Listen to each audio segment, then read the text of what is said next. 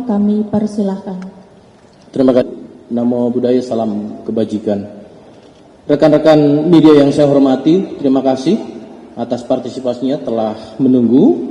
Dan pada hari ini, tepatnya hari Senin tanggal 25 Mei 2026, terkait dengan beberapa hal yang menjadi perhatian publik, termasuk pemerintah dalam hal ini juga dengan bersama-sama Polri, khususnya adalah PT PLN, di mana ada terjadi blackout di wilayah Sumatera Utara. Maka pada hari ini akan langsung dipimpin oleh Pak Wakaba Reskrim, Inspektur Jenderal Polisi Nunung Saifuddin SIK SHMH.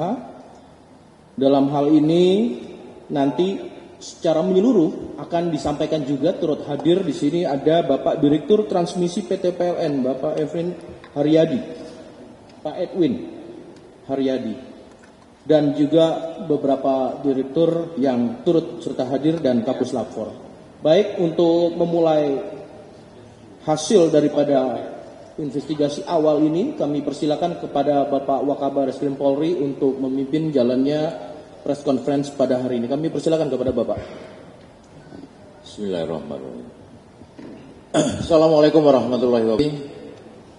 Direktur Transmisi PT PLN Persero Bapak Edi Nugraha Putra. Yang saya hormati Dirti Biter Barreskrim Polri Brigjen Pol Muhammad Irhamni.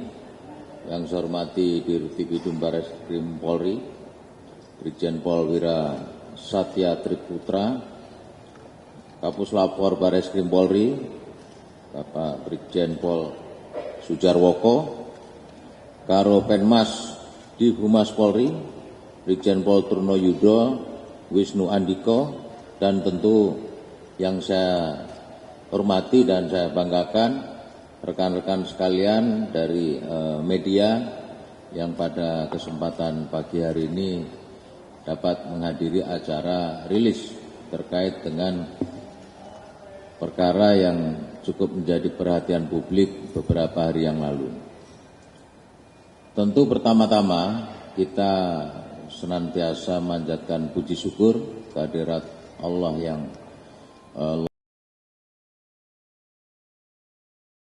Yang Maha Esa atas terima rahmat dan hidayah ini bisa dan investigasi awal terjadinya blackout pemadaman listrik di wilayah Sumatera pada hari Jumat 22 Mei yang lalu. Rekan-rekan sekalian, pada hari Minggu tanggal 24 Mei 2026, tim gabungan dari Direktorat Tindak Pidana Tertentu, Direktorat Tindak Pidana Umum dan Puslapor Barreskrim Polri, serta Disret Krimsus Polda Jatim, demikian juga perwakilan Polda Jambi ya, dan perwakilan tim dari PT PLN telah melaksanakan kegiatan investigasi bersama di lapangan terkait terjadinya gangguan sistem kelistrikan atau blackout di wilayah sebagian besar Sumatera. Kegiatan ini dilaksanakan mulai pukul 7.30 bertempat di lokasi Tower 175 dan Tower 176 jaringan transmisi listrik di Desa Tempino, Kecamatan Mestong, Kabupaten Muara Jambi, Provinsi Jambi yang dipimpin langsung oleh Dirti Biter Barreskrim Polri.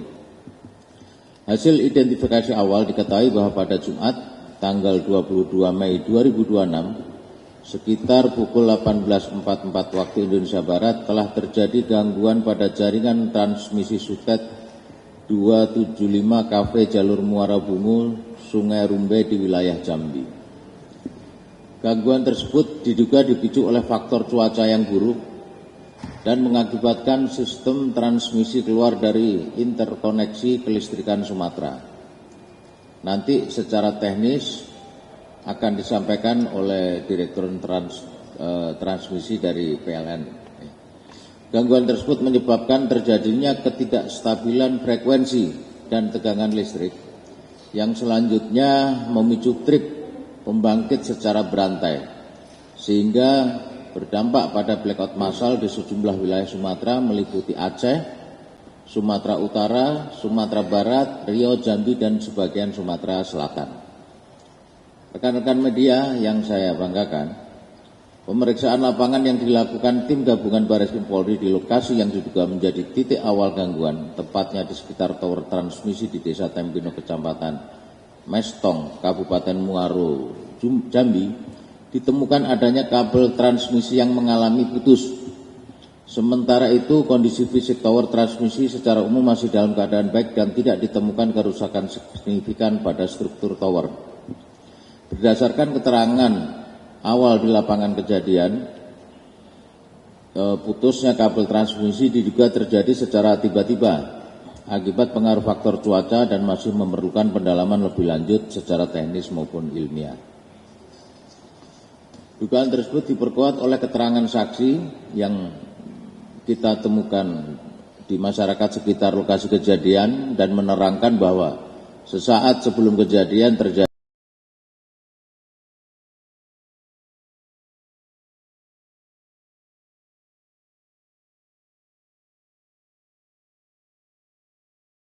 dari hasil wawancara terhadap saksi-saksi masyarakat, Sabridal selaku Ketua RT, Saudara Narto Wijoyo dan Saudara Eka Dedi Setiawan, diperoleh informasi bahwa para saksi merupakan warga yang tidak jauh tinggal dari lokasi suspek yang mengalami putus kabel tersebut.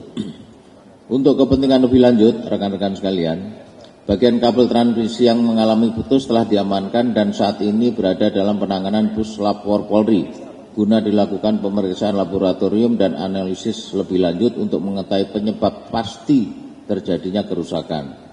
Selanjutnya, tim melaksanakan gelar bersama diperoleh informasi dari PT PLN bahwa sebelum terjadinya gangguan pada tanggal 22 Mei 2026 pada pukul 18.30 waktu Indonesia Barat, kondisi sistem kelistrikan Sumatera berada dalam keadaan normal dan terintegrasi. Diketahui terdapat aliran daya yang signifikan menuju wilayah Sumatera Barat melalui koridor transmisi Jambi, yaitu jalur Muara Bungo, Sungai Rumbai, sehingga apabila terjadi gangguan pada jalur tersebut, berpotensi menyebabkan hilangnya pasokan daya dalam jumlah besar dan memicu blackout sistem interkoneksi Sumatera. Rekan-rekan sekalian, adapun dugaan sementara penyebab terputusnya kabel transmisi masih dalam proses pendalaman dengan beberapa kemungkinan. Antara lain faktor mekanik akibat gesekan dan pengaruh angin, faktor panas akibat sambungan longgar yang menimbulkan rongga, maupun faktor tarikan atau goyangan akibat cuaca ekstrim. Sampai dengan saat ini bisa kami pastikan tidak ditemukan adanya indikasi sabotase ataupun unsur kesengajaan dalam peristiwa blackout tersebut. Dugaan sementara mengarah pada faktor teknis dan cuaca yang ekstrim yang menyebabkan gangguan pada sistem transmisi kelistrikan. Oleh karena itu, kami tekankan kepada seluruh masyarakat bahwa kami himbau agar tetap tenang dan tidak resah, serta tidak mudah terpengaruh oleh informasi yang belum dapat dipastikan kebenarannya, serta adanya narasi-narasi yang menyesatkan bahwa seolah-olah ini adalah sabotase. Kenapa kami bisa pastikan ini bukan faktor sabotase? Karena kerusakan atau putusnya kabel atau jaringan ini tidak rapi. Dia lebih bersifat atau berbentuk serabut, seperti yang ada di depan kita, rekan-rekan. Jadi kalau itu sabotase, pasti dia potongannya lebih rapi. Seluruh proses investigasi kami lakukan secara profesional, transparan dan komprehensif untuk memastikan penyebab utama kejadian secara ilmiah dan akuntabel, sehingga kami melibatkan Puslapor untuk lebih meyakinkan secara ilmiahnya.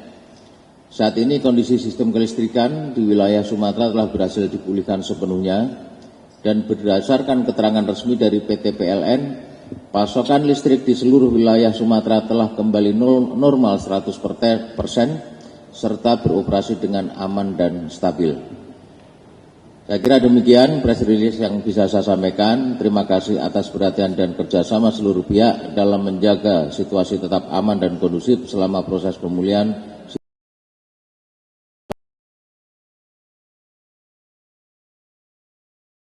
Walidayah, wassalamualaikum warahmatullahi wabarakatuh. Om Santi Santi Santi Om, Namo Buddhaya, salam kebajikan.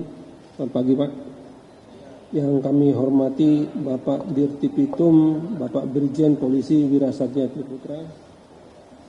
Yang kami hormati Bapak Kapus Lapor, Bapak Brigjen Polisi Sujarloko. Yang kami hormati Bapak Dirtipitum Brigjen Polisi Wirasatya Triputra, Bapak, ya. Dan yang kami hormati Bapak Dirtipiter Direktur Tindak Pidana Tertentu Barreskrim, Bapak Brigjen Polisi Muhammad Irhamni. Selamat pagi Pak. Terima kasih juga kepada Bapak Karopenmas, Bapak Brigjen Polisi Truno Yudo Wisnu Andiko. Terima kasih Pak. Bapak-bapak Ibu sekalian, tentunya media nasional yang hadir pada hari ini yang kami hormati. Pertama, kami dari PT PLN Persero menyampaikan permohonan maaf sebesar-besarnya, terutama kepada masyarakat di wilayah daerah Riau, Jambi, Sumatera Barat, Sumatera Utara hingga ke Aceh atas terjadinya gangguan listrik yang terjadi pada hari Jumat yang lalu. Bapak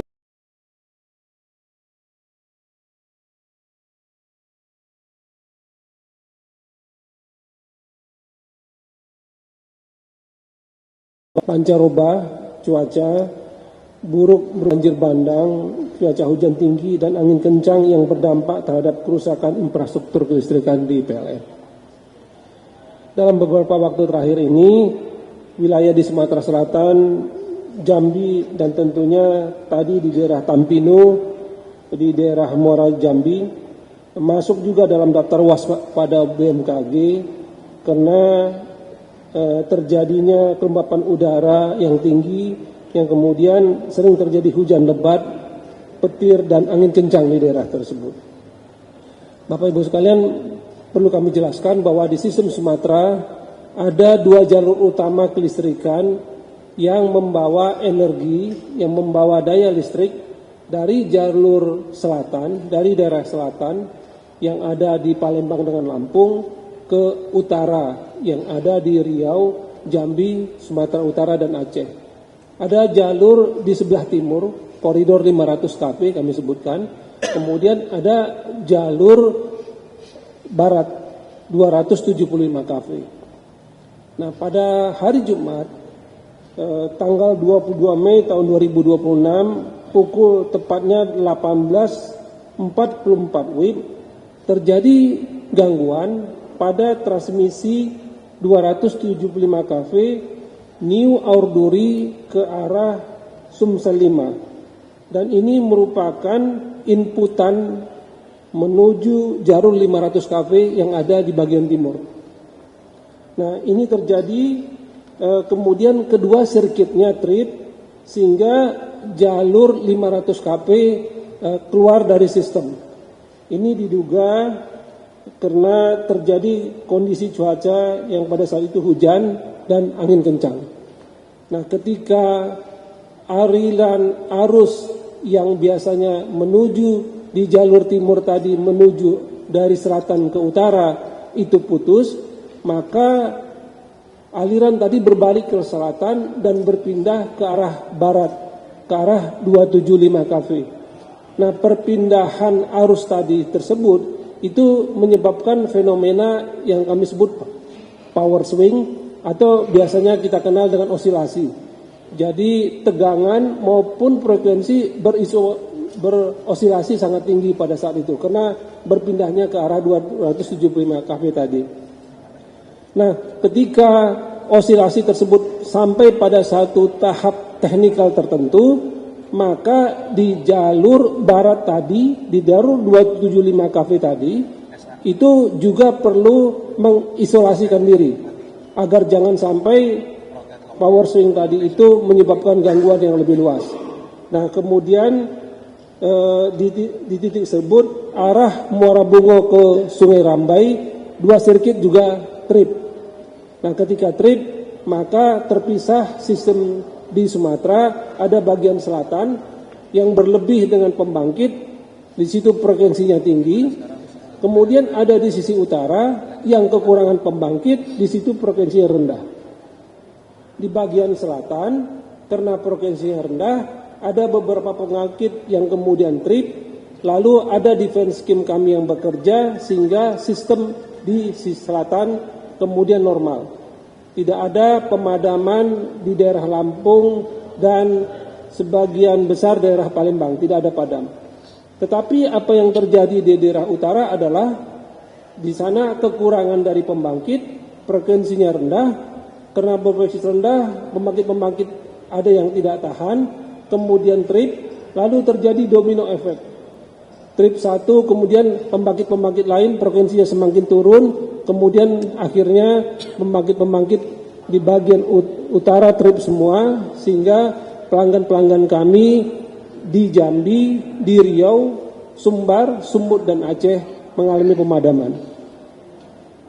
Kemudian setelah terpisah sistem tadi, maka pada 2 jam pertama para petugas PLN di lapangan melihat ke GI-GI apakah ada gangguan fisik yang terjadi untuk memastikan jangan sampai terjadi seperti yang pernah terjadi di Aceh. Alhamdulillah kemudian aman, bisa sistem transmisinya bisa kami normalkan. Ketika sistem transmisi normal, maka berikutnya kami beralih ke sistem pembangkitan. Pembangkit-pembangkit ada kami bagi dalam 3 bagian besar. Ada pembangkit-pembangkit diesel dan pembangkit-pembangkit gas yang siap untuk black start. Kami masukkan black start, mereka dapat menyala sendiri ya, karena ada bahan bakarnya di situ, menyala sendiri. Dan ini pembangkit-pembangkit ini sepertinya ada di Banda Aceh, ada di Titik Kuning di Medan, ada di Riau, itu bangkit, kemudian menyalakan sebagian kecil demand di sana. Kemudian itu waktu koridornya kurang lebih 3-5 jam. Lalu pembangkit-pembangkit berikutnya adalah pembangkit PLTGU ya, dalam waktu kurang lebih 10-15 jam yang ada di Arun di Banda Aceh, kemudian yang ada di Belawan di Medan, lalu di Riau itu juga menyala dalam waktu 10-15 jam kemudian. Nah, yang lama adalah pembangkit-pembangkit PLTU. Pembangkit-pembangkit PLTU kami yang juga tersebar ada di Sumatera Utara, kemudian ada juga di Sumatera Jambi, Sumatera Selatan, kemudian yang ada di Aceh. Sifatnya pembangkit-pembangkit ini menyalanya 20-30 jam kemudian. Sehingga pelanggan-pelanggan kami dengan masuknya pembangkit-pembangkit secara bertahap dimulai jam 18.44 di hari Jumat, kemudian kurang lebih 20-30% dalam 5 jam kemudian baru bisa menyala, kemudian 10-15% kembali tambah 10%, dan terakhir menyala seluruhnya pada hari Minggu jam 6.15 atau jam 6.17. Hari Minggu 6.17 sudah menyala semua, tetapi masih ada pembangkit-pembangkit PLTU kami yang belum menyala. Ini bertahan sampai jam 18 sore. Ketika beban maghrib naik lagi bebannya, masih ada kekurangan sekitar 200 sampai 300 MW. Terpaksa kami padamkan kembali, tetapi itu berlangsung dari jam 18.36 sampai jam 20.15, kurang lebih 2 jam kurang, ya 2 jam kurang. Kemudian bisa kita normalkan kembali seiring demand yang semakin turun dan pembangkit kami mulai masuk.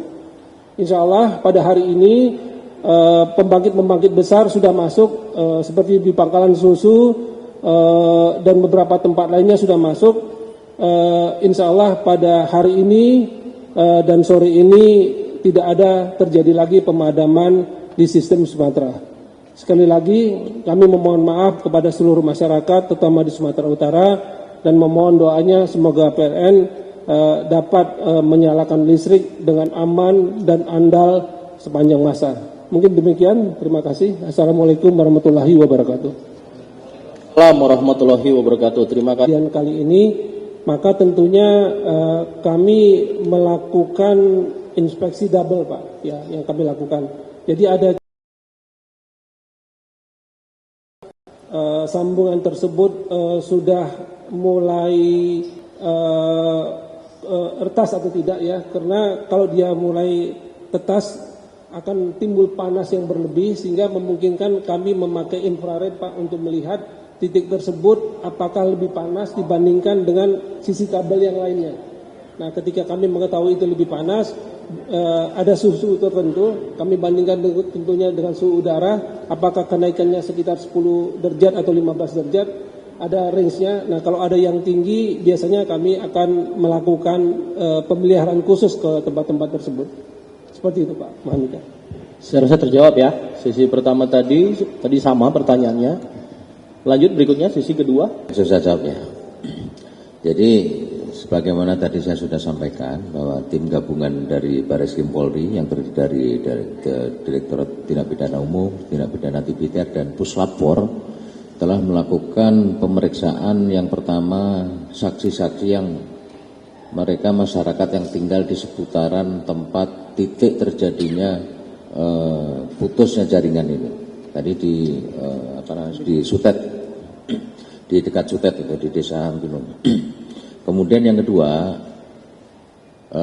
tentu kita tadi sampaikan juga kita sudah melaksanakan rapat gabungan beserta dengan teman-teman dari PLN dan kita sudah kumpulkan informasi-informasi yang terkait dengan putusnya kabel atau jaringan atau konduktor ini sehingga besar kemungkinan kita hanya perlu nanti kepastian dari Pak Kapus Lapor saja bahwa ini terjadi karena faktor alam. Ya, saya kira itu ya rekan-rekan. Terima kasih.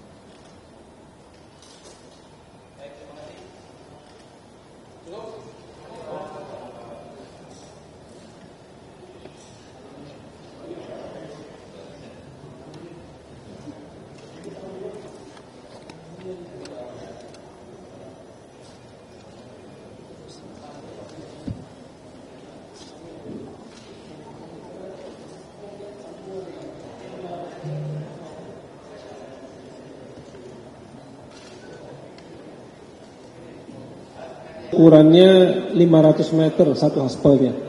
Jadi sementara panjangnya dari transmisi itu kan ada yang 10 kilo, ada yang 20 kilo, sehingga harus ada sambungan antara satu aspal yang 500 meter dengan 500 meter lagi dengan 500 meter lagi. Sambungan yang biasa dilakukan PLN memakai peralatan seperti ini, jadi di press kita sebutkan ya.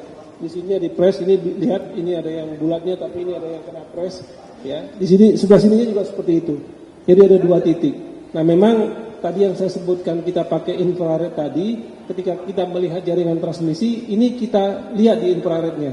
Kita bandingkan suhu di sini dengan suhu yang di sekitarnya. Biasanya kalau dia itu bagus, selisihnya paling sekitar 5 derajat seperti itu. Tetapi kalau di sini sudah ada pemanasan, kena bergerak tadi, sehingga presannya itu berkurang daya ikatnya, maka ya gigitannya gitu ya, maka kemudian suhunya lebih tinggi. Nah itu yang kemudian kami lakukan pemeriksaan. Tetapi kalau ada angin yang kencang, ya ini bisa saja Pak, karena titiknya itu titik yang paling lembut ya, lembutannya paling dalam. Nah bisa saja karena angin kencang, tekanan dan vibrasi dia bisa putus seperti itu kondisinya.